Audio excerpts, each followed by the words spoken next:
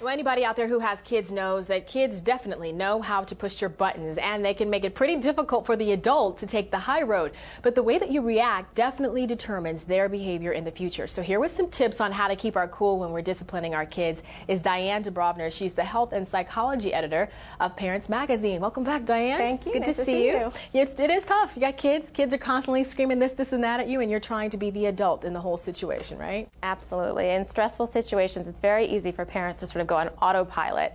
But if you react in either a too strong or a too weak way, you really are missing the opportunity to teach your child how to act properly the next time. So you really want to have a reaction that's right there in the middle. That's just right. The just right. Okay, right. So we're going to go through a couple of examples. Okay. You're going to tell us what's too harsh of a response, too wimpy, and the just right response. Okay. The first one is, I see this all the time, you're crossing the street with your kid, the kid will not hold your hand. So what's the too harsh response? The too harsh would be, if you don't hold my hand right now, I'm going to pick you up and carry you across the street. Okay. And the too wimpy response would be like, okay, well maybe just stand right next to me then. Interesting. And a just right response would be just to say, when the light changes, we're going to hold hands. Okay, period. That's it. That's it. Done deal. Right. Why is the first one too hard, the wrong thing to say, that if you can't hold on, I'll pick you up and carry you? Well, when you say if you can't hold on, you're actually implying that your child still does have a choice about whether to cooperate or not. And holding hands when you cross the street is one of those non-negotiable safety rules. And so you really don't want to open the door for any sort of debate. Okay. The rule is we hold hands, and that's it. What do you do when the kids are screaming at each other, they're at the house?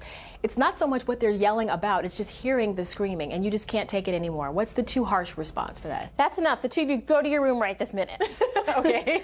And the too wimpy response would be, okay, come here, tell me what the problem is, and I'll try and find a solution for you. Okay, I'd have to work on this one here with the just right response, which is something about saying, I don't know what's going on. I don't know what's going on. I don't want to know what's going on, but if you can't work it out quietly, you're going to have to leave the room. Okay. And the point here is that it's totally normal for siblings to disagree about things, and the problem is more the noise and the screaming than the argument per se. So your goal is to really not get involved, not assign blame to one kid or the other, but remind them to use their indoor voices. Exactly. Don't you bring your outdoor voice in the indoors. Okay, and last but not least, this one is a toddler favorite. Your kid is asleep, but they keep getting up in the middle of the night asking for water to help them go back to sleep, which we know a lot of times Again and again and again. and again and again. So what's the too harsh response? I'm going to lock this door if you come out one more time. Let me guess, you don't want Child Protective Services coming by. Is that why it's too harsh?